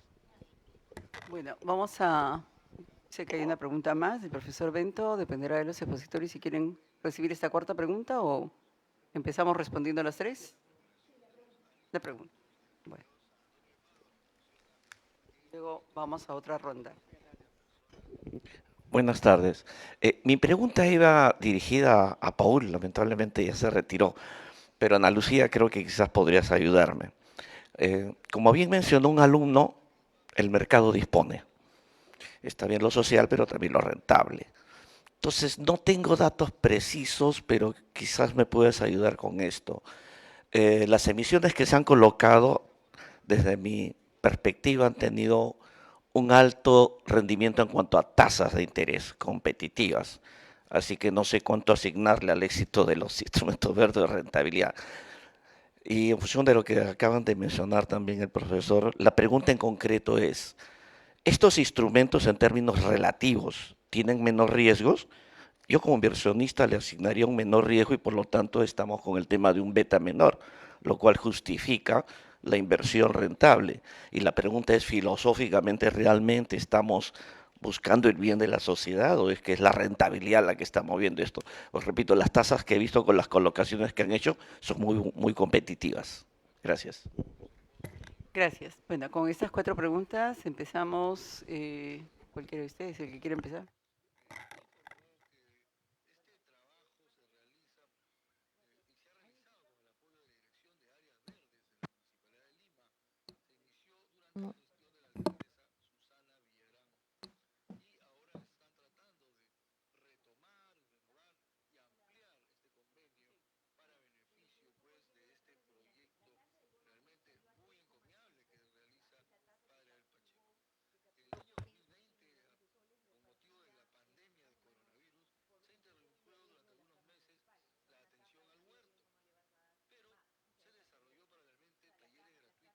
Más recursos fueron las que tuvieron menor riesgo. O sea, el riesgo va trasladándose en todos los actores, ¿ya? Desde el inversionista que compra un bono hasta COFIDE cuando reparte los 100 millones con las cajas municipales y va pasando. Pero eso sí es verdad. Siempre la pregunta es, ¿y qué gana el usuario final? El Juanito Pérez que está en el cerro tomando un crédito de 5.000 soles. Y eso sí, una muy buena regla de que COFIDE exigió a las cajas municipales un memorándum de entendimiento por la reducción de tasa al cliente final y las cajas lo firmaron sin ningún problema. Porque obviamente al tener una menor tasa de fondeo, yo puedo voltear, cubrir mis costos operativos y bajar mi tasa de interés al cliente final. Fue un éxito total, o sea, por eso hasta se ganó Creatividad Empresarial, porque COFIDE va al recurso, va al mercado de capitales, obtiene una muy buena tasa, le cobró un spread a las cajas, obviamente todo el mundo en el proceso gana. Fue de 0,5, casi piso, obviamente para que la caja igual voltee y a su cliente final le dé créditos a una tasa preferencial. Cajas que apostaron mucho más, hay una caja que bajó 10 puntos la tasa al cliente final. Entonces, digamos que se dice como el beneficio fue en toda la cadena, ¿ya? De lo que comentaban en el mundo del apetito del mercado, ¿no? Y como obviamente todo el mundo es igual, o sea, yo puedo hacer el producto financiero verde más exótico y nadie lo toma. Entonces, al final del día, el mercado manda tanto por el mundo de un inversionista, un bono temático, como el mundo del consumidor final, que son los tomadores de los créditos. Hay 2 experiencias que quiero comentar. Ahí siempre, obviamente, se hablaba de un greenium. Un greenium significaba que era algo adicional, la adicionalidad por ser verde, ¿no? Y era en el mundo de tasa o en el mundo de plazo. Eso todavía no se está dando en Perú porque obviamente los bancos están etiquetando su portafolio verde, hacen el caso de éxito, que tal empresa, tantos millones, esto, pero no hay una baja de tasa de interés. La vida real es que todavía no la están bajando. Y eso también es importante mencionar. En el mundo de impacto, por eso se ahora habla de impacto, y yo no creo que sean excluyentes, y la vida real es que está demostrando que puedes hacer buenos negocios generando impacto social y ambiental. Ambos frentes, y yo desde Alemania lo aprendí siempre, o sea, son las mismas caras de la misma moneda. El social y el ambiental no es desligado del ambiental, ¿ya? Y lo que sí comentaba, o sea, y había un curso de ética ambiental cuando yo he hecho la maestría en Alemania. O sea, la ética está por default, o sea, nunca puede estar por fuera de nada verde, económico, social. La ética es parte de todo, ¿ya? El mercado que está demandando hoy día, más lo verde. La vida real es que más lo verde. En el mundo del bono soberano se asignó como 82% a los programas sociales porque tenemos juntos 1.000 programas que tiene el Perú, que el Perú puede levantar 1.000 millones y los coloca en 2 días, porque todos los programas sociales que tiene Perú tienen un costo muy alto. Y en el mundo verde solamente se lograron asignar 2 categorías, riego tecnificado porque era uso eficiente de agua, y uno más, que ya no me acuerdo bien, pero en realidad el mundo verde en Perú todavía hay mucho por hacer, y lo que se está trabajando, porque hay un readiness que está corriendo, que beneficiario de Perú y es el MEF, es que el Invierte PE te permita que desde que generes un proyecto de inversión tú le puedas asignar una categoría elegible. Eso va a ser un gol, ¿no? Porque el Perú se va a poder seguir haciendo emisiones temáticas y cuando haya que hacer el reporte de impacto ya vas a poder levantar, digamos, en línea qué proyectos son verdes, ¿ya? Entonces, si yo dijera en general qué es lo que falta, es el mundo verde. Porque el social en Perú, en cualquier economía en desarrollo, estamos con las mismas brechas de salud, vivienda, educación, y el mundo verde es lo que de todas maneras falta. Y solamente para acotar, de que hablaron del pequeño agricultor, las cajas también tuvieron un proyecto con una ONG que es Conservación Internacional y se generó el biocrédito, también el producto financiero verde orientado a biodiversidad.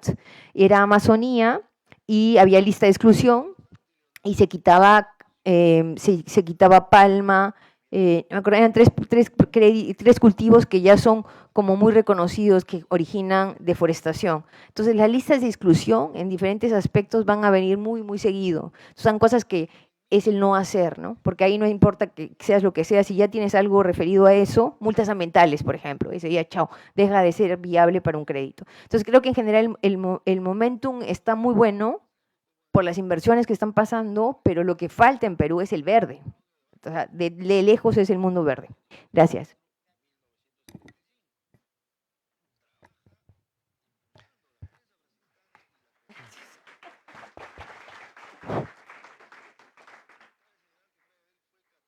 Bien, respondo a las preguntas más o menos en el orden en el que se han formulado. Sobre la primera, de qué es el mercado el que dispone. Bueno, ahí depende de cómo entendamos los mercados, ¿no? Siguiendo a Mazzucato, a quien he citado, yo creo que no ayuda a pensar en los mercados como entidades abstractas preexistentes a las cuales ingresan los actores económicos a hacer negocios y que requieren que una vez dentro se comporten de determinada manera, ¿no? Los mercados son mejor entendidos como resultado de interacciones entre actores económicos, públicos y privados, y esos resultados de qué van a depender, pues de la naturaleza de los actores, de sus dotaciones, motivaciones, del cuerpo legal y regulatorio, de los contextos culturales que restringen su accionar y del tipo de transacciones realizadas, ¿no? Y los mercados están integrados en estas estructuras institucionales de mayor alcance, ¿no? El hecho concreto es que esas estructuras están cambiando, pues. Estas redes de bancos centrales no están sometidas a lo que el mercado disponga, están configurando los mercados y están reorientando el financiamiento en la dirección que las políticas públicas lo requieren, ¿no? Con las limitaciones que conocemos. Naturalmente, los países tienen restricciones porque hay mercados financieros, pero nos hemos puesto a pensar en cuál es la arquitectura financiera global en este momento. Está cambiando, estamos en un proceso de transición. Vean ustedes el volumen de financiamiento que manejan los bancos asiáticos, por ejemplo. Entonces, discutamos el concepto de mercado y luego entramos a ver si podemos afirmar. Yo escucho con frecuencia, el mercado pensó que, el mercado está esperando que, estamos antropoformizando a los mercados como si fueran actores que deciden por nosotros. Los mercados son instituciones sociales y creo que hay que plantearlos y entenderlos en esos términos, ¿no? Sobre el problema de salud, creo que es un problema fundamental, lo de la seguridad alimentaria y lo de la alimentación, la nutrición, pero los medicamentos. Hay un principio de precaución que me llamó la atención, que empieza a formar parte ya de la jurisprudencia en la Unión Europea, que es el principio que establece que cuando existe incertidumbre y no sea posible determinar con certeza la existencia o alcance de los riesgos que genera una actividad o un medicamento, por ejemplo, pero existe la posibilidad de que se generen daños reales a la salud pública, si estos riesgos se materializan, se pueden adoptar medidas de protección y restricción sin tener que esperar a que la realidad y la gravedad de los riesgos se hagan plenamente evidentes. Ese principio ya se está adoptando, se está discutiendo. Algunos dirán, pero eso frena la innovación. Depende de cómo entendamos la innovación. Puede generar incentivos para que la innovación vaya en la dirección correcta. Entonces, el tema de salud sí me parece fundamental. No lo he examinado a fondo, pero creo que me parecía pertinente recordar este principio de precaución como parte de la jurisprudencia. Y la pregunta de fondo sobre la justificación ética, si las inversiones se deciden con criterio de rentabilidad, se viene discutiendo en las principales escuelas de negocios en el mundo. En Stanford acaban de publicar una revista sobre Moral Economy, las economías morales, ¿no? Y en los libros sobre el futuro del capitalismo se empieza a discutir si las ganancias son un fin o son un medio, ¿no?, para financiar inversiones y el fin tiene que ser distinto, ¿no? Una empresa no va a construir una imagen reputacional si plantea en su logo: nuestra misión es hacer tanta plata como sea posible para los accionistas. Nadie va a comprar los productos de la empresa. La empresa puede plantear una empresa de alimentos, mejorar la nutrición, la calidad de la alimentación de nuestros hogares, y para eso generó recursos para reinvertir y lograr esa misión. Bueno, esos son los temas de fondo que se vienen discutiendo en las principales escuelas de negocios en el mundo, como les comento. Obviamente no se trata pues de esperar y confiar ciegamente en la filantropía de las empresas. También tienen que haber organismos públicos, ciudadanos organizados, una sociedad civil fuerte, activa. Yo estaba presentando una clase esta mañana sobre Adam Smith, ¿no? Adam Smith publicó La riqueza de las naciones, un libro conocido por todos ustedes, uno de los fundadores de la economía, en el cual destaca el principio del interés individual y esta idea de la mano invisible, ¿no? Y cuando él discute el principio de interés individual, está hablando en realidad de la autoestima de las personas, ¿no? Y de la prudencia con la cual las personas se tienen que manejar, y jamás defendió el interés individual absoluto, ¿no? Para hacer lo que le dé la gana. Al contrario, combatía los carteles, y escribió un libro cuando tenía 36 años que se llamaba La teoría de los sentimientos morales. Ese libro tuvo una sexta edición, ¿no? Extendida y aumentada el año que Smith se murió, en 1790, varios años después que había publicado La riqueza de las naciones, y nunca se desprendió de esos principios y de esa visión según la cual los seres humanos somos seres mucho más complejos motivacionalmente, y las virtudes de generosidad, de empatía, son fundamentales para que las sociedades prosperen. Ese es el Adam Smith que lamentablemente no conocemos, puesto que algunas escuelas en el siglo XX construyeron una imagen distorsionada en función de sus agendas políticas, y solamente conocemos pues el interés individual entendido como egoísmo puro y la mano invisible, ¿no? Releíamos a Smith. Hay una linda introducción a la última edición de La teoría de los sentimientos morales, escrita por Amartya Sen, premio Nobel en Economía, publicada por Chicago, creo, hace poco. Así que discutamos los conceptos de mercados a partir de esos nuevos desarrollos. Creo que he tratado de responder todas las preguntas.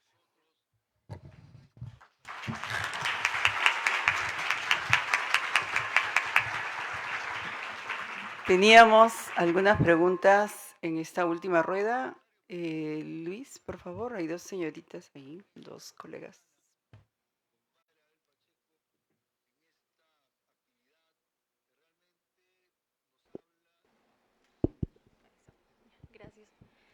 Bueno, gracias. Mi pregunta también iba dirigida al profesor Paul Bringas. Lamentablemente, bueno, tal vez puedes responder. Bueno, obviamente los ponentes van a poder darnos una luz en ello. Era relacionado con el comentario que hizo sobre la sensibilidad clara que tienen los inversionistas de bonos de etiqueta, tanto sea sociales, verdes, hacia la incertidumbre política. Por ejemplo, cuando mencionó al presidente Castillo y su punto de vista antimercado, sobre todo cuando mostró el bono social que salió en 2024.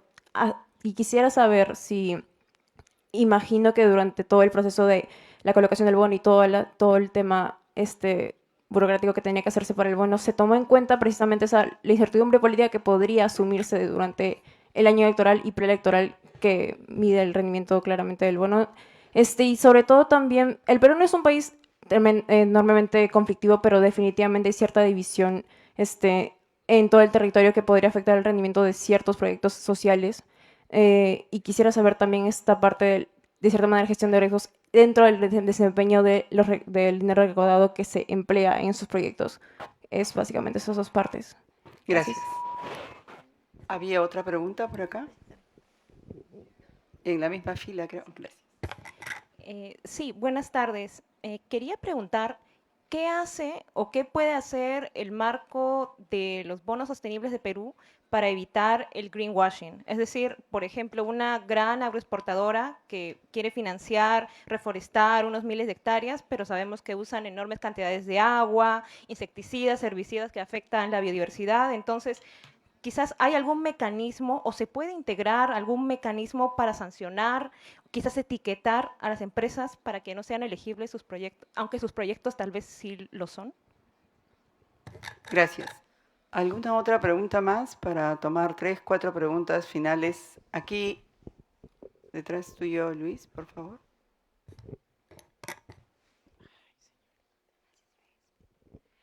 Buenas tardes. Yo tenía una consulta acerca ya no del mercado de bonos soberanos, no los mercados, los bonos institucionales, sino más enfocándonos en los bonos corporativos, porque si bien el Estado o las instituciones estatales pueden emitir bonos azules, bonos verdes, porque el fin del Estado no es tanto la generación de ganancias, sino el bienestar social y ambiental.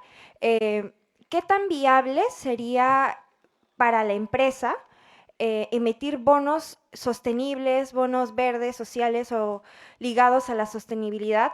Porque como bien mencionó Ana Lucía, hay muchos bonos sociales, incluso las empresas generan no sé, ollas comunes, todo ese tipo de iniciativas porque es muy fácil apoyar lo social, pero tal vez en el Perú, por la muy ligada economía a los recursos naturales que tenemos, tal vez los bonos verdes no salen a flote justamente por eso. Entonces, si el mercado de bonos soberanos o institucionales de por sí no despierta ¿este mercado podría ser algún ejemplo para, para los bonos corporativos verdes?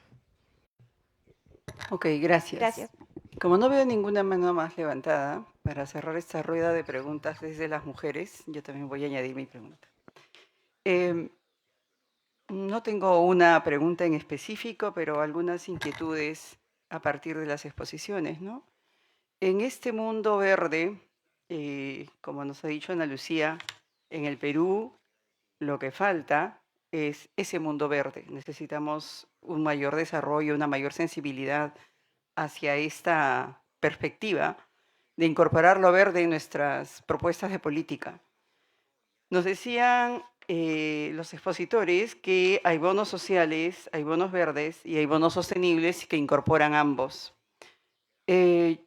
Una primera pregunta es, aun cuando no entendíamos o no existían muchos bonos verdes todavía, los bonos sociales, como se acaba de mencionar, que él ha ilustrado muy bien en la última intervención, atendían ciertos problemas básicamente de alimentación, pero se han mencionado también problemas de salud. Yo diría problemas diversos, ¿no? Ana Lucía ha mencionado también problemas de inclusión financiera. Pueden haber bonos diversos atendiendo estos diversos problemas, esperando seguramente desde el punto de vista de quien compra los bonos algún beneficio monetario, más allá de lo ético, que las dos cosas han aparecido ahora acá. Hay problemas, sin embargo, que están más allá de los ojos, de lo que nos es visible, ¿no? Por un lado, los problemas de sostenibilidad de los bosques y todo lo que está ocurriendo en la selva. Si uno cruza lo que observa frecuentemente, la explotación poco regulada de muchos recursos como la madera, la alta tasa de mortalidad de los dirigentes de diversas zonas de la selva, ¿cómo eso conversa con este desarrollo de los bonos o de los mercados verdes? Solo me pregunto, ¿no? Lo otro es, desde el punto de vista de los beneficiarios, o si queremos todos invertir en estos bonos, claro, en la Católica nos informamos, en Lima nos informamos, y seguramente encontraremos a la SOMIF, a la banca, ofreciéndonos estos recursos. Pero ¿cuánto de estos recursos se expanden en el resto del país? Por el lado de los proveedores o de la oferta. Y sabemos que no hay muchos bancos, no hay mucha penetración financiera en el resto del país. Y entonces ahí mi pregunta es, ¿cuál es el rol de la tecnología, ¿no? De la tecnología financiera, de la fintech, para poder quizás ayudar a esta profundización financiera con esta mirada verde? Esas serían mis preguntas.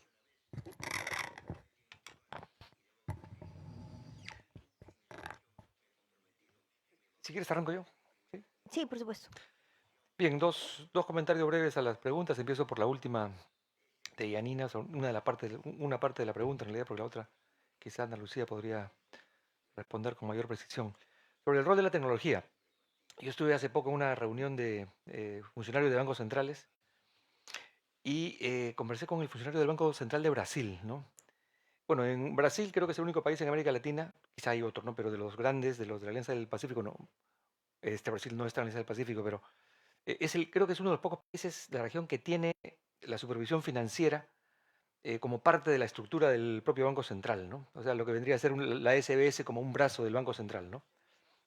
Y me comentó que lo que hacen ahí para asegurar, ¿no?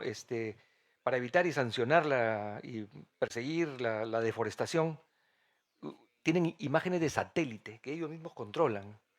Entonces, lo que hacen es monitorear que se cumplan con los planes de rotación de cultivos, que no se excedan en la utilización de áreas permitidas, ¿no? Tienen un control casi en tiempo real con fotos satelitales.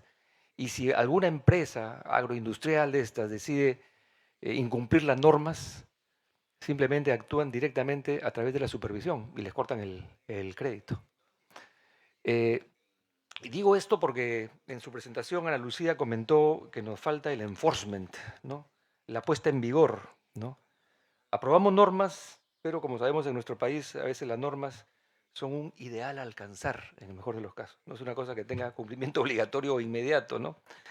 Y pongo el ejemplo de Reactiva, ¿no? Reactiva Perú fue un programa que evitó la ruptura de la cadena de pagos y evitó que se desplome el sistema financiero.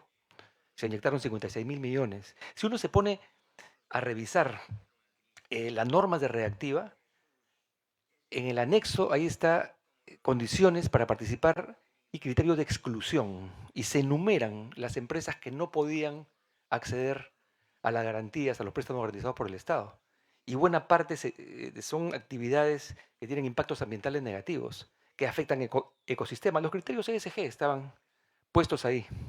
Yo conversé, qué pena que se fue Paul, fui a conversar con Paul sobre esto, porque él estaba en este COFIDE, si se había hecho efectiva el cumplimiento de esos requisitos. Y bueno, en los hechos lo que ha ocurrido es que se aceptó el principio de presunción de veracidad. Es decir, las empresas tenían que llenar un formulario, check, check, check, ponían en papel sí cumplo, cumplo, cumplo, cumplo. No hubo supervisión ex ante, supervisión ex post, y no sabemos, ¿no?, si hemos estado rescatando empresas cuyos impactos ambientales eran negativos y que estaban listadas además en la norma que aprobó la ministra en ese entonces, Tony Zapata. Los otros programas que han venido después, Impulso Perú de financiamiento a las pymes, igual, contienen esas mismas normas. No pueden acceder a este financiamiento garantizado por el Estado empresas que tienen impactos negativos en ecosistemas, deforestación, minería ilegal, etcétera, pero como sabemos eso no se cumple. Yo creo que hace falta un esfuerzo de interdicción mucho más intenso. Eso obviamente está fuera de los márgenes. Y creo que la banca privada tiene una enorme responsabilidad ahí, ¿no? Tenemos que proteger a los líderes amazónicos asesinados todos los años, ¿no? Yo propuse hace un tiempo que el Banco Central creara un premio al mejor líder ambiental para visibilizarlo y para hacerlo un poquito más famoso, para protegerlo, para que sea más costoso políticamente para los asesinos asesinarlo. Pero en fin, no prosperó la iniciativa.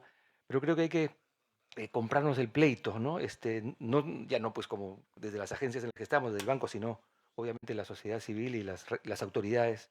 El crimen organizado, como sabemos muy bien, se define como organizado porque penetra las instituciones del Estado. Y si no somos conscientes de esa grave crisis institucional en la que estamos, no vamos a ser conscientes de los enormes desafíos que estamos enfrentando, ¿no?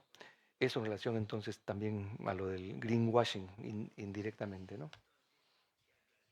Solo para acotar un buen punto que comenta el profesor Tábara, ¿no? Son las listas de exclusión que firmas, como cuando tú tomas un seguro y tú dices que no fumas, no de esto, nada de esto, pero la vida real es que si cuando te pase algo, ahí recién el médico se va a enterar y el seguro también.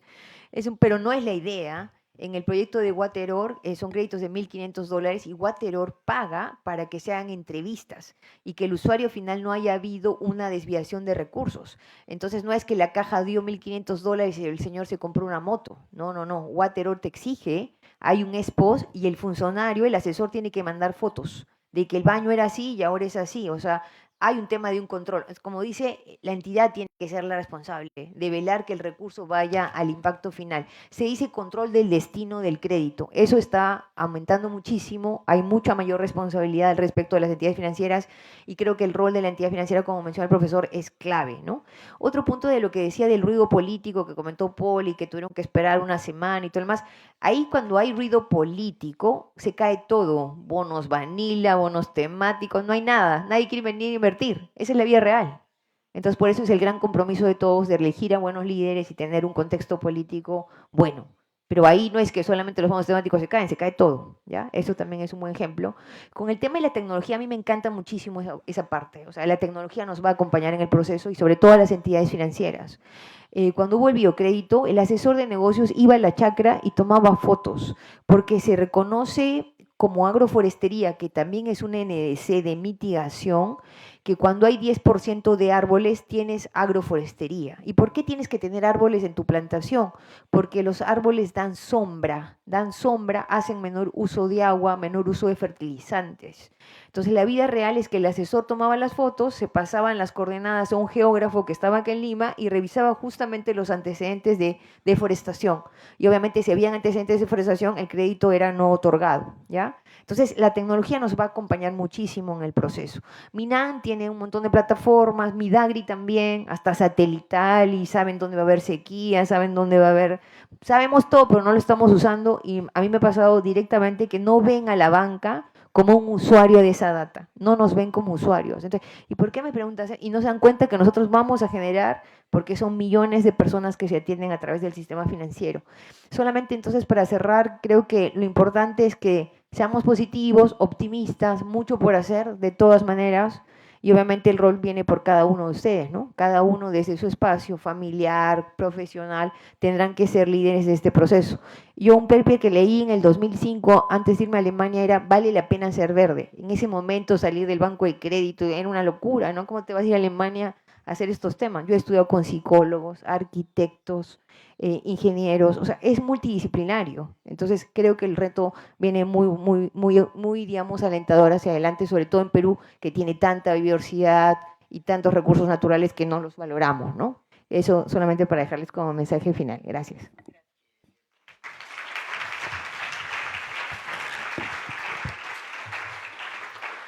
Bueno, salvo que hubiera alguna súper pregunta final de cierre, hemos concluido este Viernes Económico. Gracias por la participación, gracias a los expositores por la motivación y la responsabilidad que se llevan ustedes en estos temas que son la generación promisoria. Gracias, Paul, una vez más por la invitación. Buenas tardes.